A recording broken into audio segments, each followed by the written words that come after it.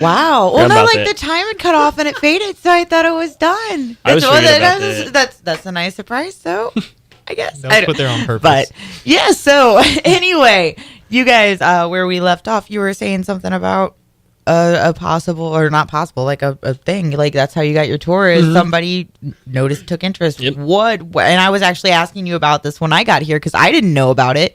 And I was like, wait a minute, what happened? Because you had said something to me about a tour, and I had assumed, shame on me, I just assumed that it was one of those like Midwest tours or something that like the local bands doing. That's what I originally wanted, was just something quick. Yeah. Oh, I mean, you can always do that yourself too if you want, but the opportunity to do this is amazing. And you know, I had no idea any of this was going on for you guys. I'm so happy for you. So what exactly happened? Could you tell me the story? So we get signed. We'll just do the short story about the signing because that's still a long story in itself. But so we get signed, and then we're thinking to ourselves, well, maybe we ought to tour because this is probably what bands do. Yeah, right when we got signed, they were like, what do you guys want to do? How do you want to benefit from us or whatever? We told them we wanted to tour. We want to tour.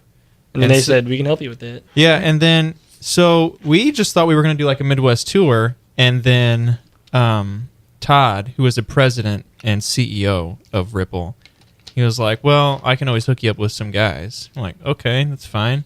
So he hooks us up with 2 booking agents, and we'll just keep them anonymous because I don't know if they want to be named. Right. And so they were like, all right, so where do you want to go?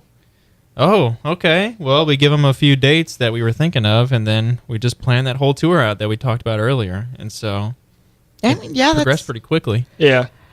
I've heard that that's how that happens. But let's backtrack a little bit. You got signed to Ripple Music, right? Music, I don't think we said Records, that at any point. Okay, so where are they out of? Like, they're based out of California.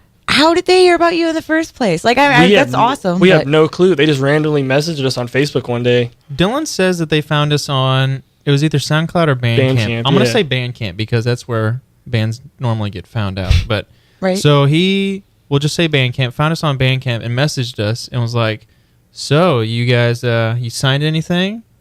We're like, no. Are you thinking about it? Have you looked into it? No, not really. Okay, well, here's my number. Call me if you want to. Yeah, he's like, you want to just think about it and then just let me know whatever you want to do. And so we definitely thought about it. There may have been like a week or two in between. Yeah. And so we're like, all right, sure, we'll do this. And then he sent over a contract via email, and then bam, printed it out, signed it, sent it back. Interesting. Like it sounds like it all happened really fast, and it seems like it's going to be a really good opportunity.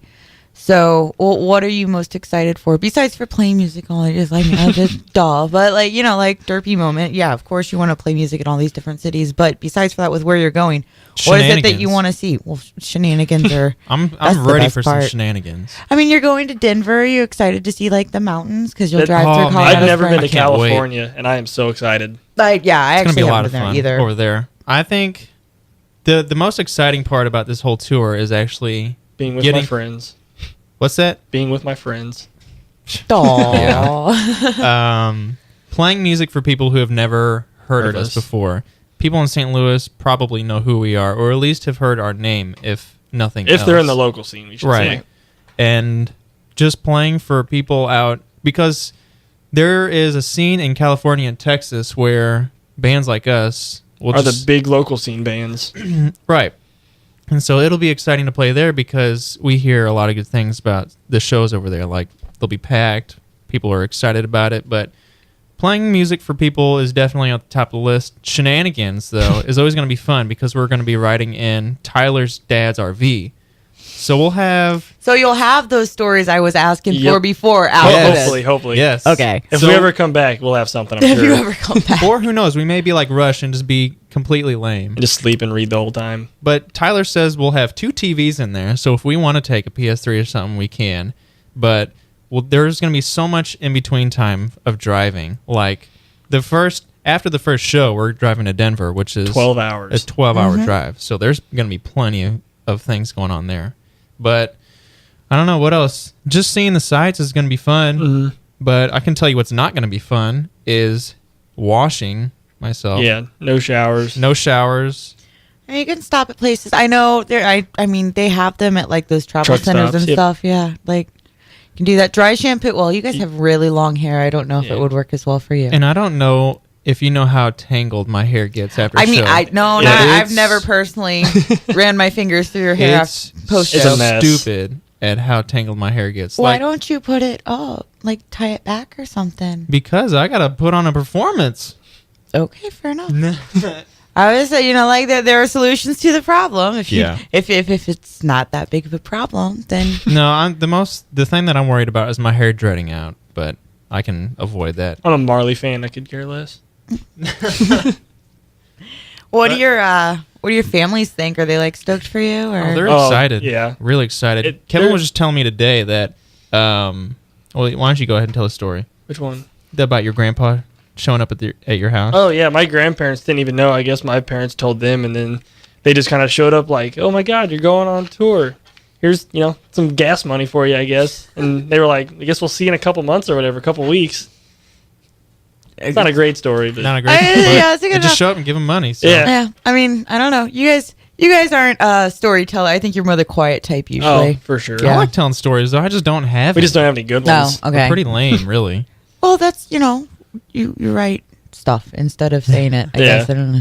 But anyway, no. I guess we can break and play another song, and we'll probably talk about some past shows here that you've done. Yeah, and might get out a little early today because, like I said, this is going fast. I didn't get as much prep for this done as I normally would, and I know we were having a hard time with contact and trading information, so I got a little less than usual, but that's okay.